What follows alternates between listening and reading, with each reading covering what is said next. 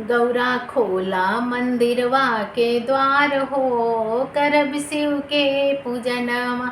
गौरा खोला मंदिरवा के द्वार हो, करब शिव के पूजनवा।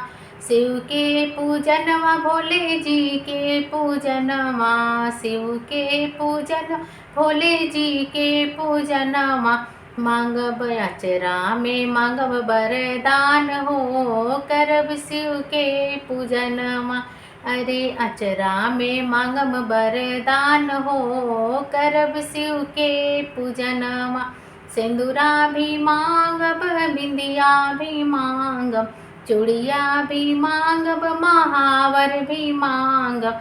अरे मांगब चुनरिया चटकार हो, करब शिव के पूजनवा। गौरा खोला मंदिरवा के द्वार हो, करब शिव के पूजनवा। नैहर में मांगब भाई से भतीजवा, नैहर में मांगब भाई से भतीजवा। बनल रहे हमरी मम्मी के सुहाग हो, करब शिव के पूजनवा।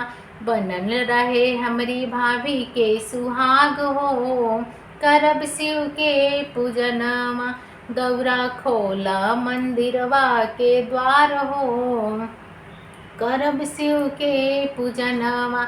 अन धन मांगब मांगब लक्ष्मी, अन धन मांगब मांगब लक्ष्मी।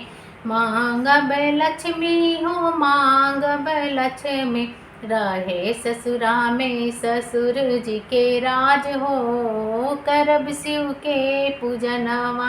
गौरा खोला मंदिरवा के द्वार हो, करब शिव के पूजनवा। गौरा खोला मंदिरवा के द्वार हो, करब शिव के पूजनवा।